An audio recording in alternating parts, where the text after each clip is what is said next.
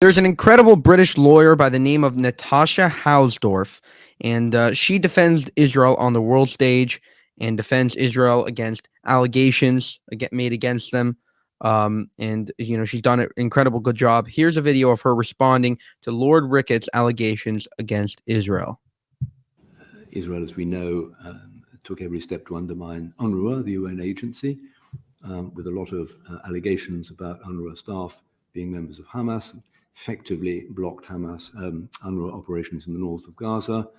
The World Central Kitchen withdrew after the attacks on its convoy. So the distribution of the aid that is piling up outside Gaza is itself extremely difficult. No doubt the situation within Gaza to distribute aid is very difficult. So, I think the evidence shows that Israel's allies have been increasingly frustrated that Israel has not been expediting aid at a point when there is famine, risk of famine in Gaza, risk of disease, lack of water and essential supplies, medical facilities. Otherwise, why would the US and UK and other Western leaders have been speaking in the way that they have been? Forgive me, Mr. MacDonald, you asked specifically about evidence, and I would like to refer to the evidence that I had begun addressing earlier, namely the 449,230 tons of aid.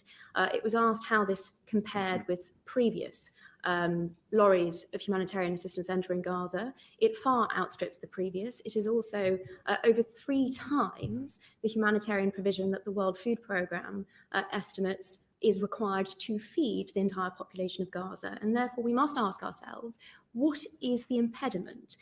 Clearly, the 650 lorries that are waiting to be distributed factor into that, but it is also significant that the Fatah authorities have over the last few days been clear that Hamas in Gaza is hijacking aid, is depriving civilians of that aid, is stockpiling it, and is selling excess aid off in the black market at inflated prices. It has also been accused of killing aid workers in an attempt to generate a humanitarian crisis.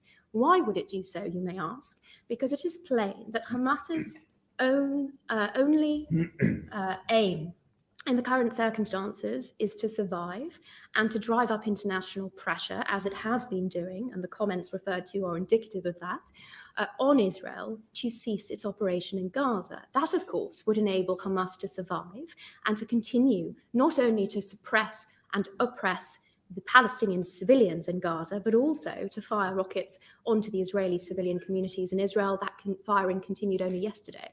So that is an important aspect of the evidence that we have, the volume of aid going in and the real reasons as to why there may still be shortages in Gaza. But the references to some of the legal requirements on aid are also important to be clear on. It was suggested to you that humanitarian relief is required without limit.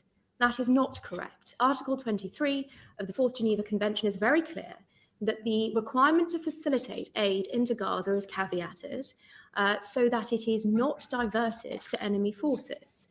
In fact, the requirement doesn't apply where aid cannot be successfully provided without diversion. Nonetheless, as in previous conflicts, Israel is going far above the actual requirements on it. Wow. She brought the facts, and I'm sure he didn't have a great response to that.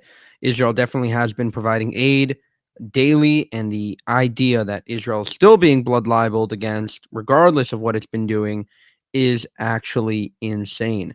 If you see the pressure that Netanyahu is facing from the right of Israel, you would understand that the far right in Israel is very angry at Netanyahu for giving in to a lot of these leftist arguments that you have to provide food to your enemies, which is practically actually also insane. For more, you can subscribe to the channel. If you want to help us make more of these videos, you can join the channel memberships of this channel as well.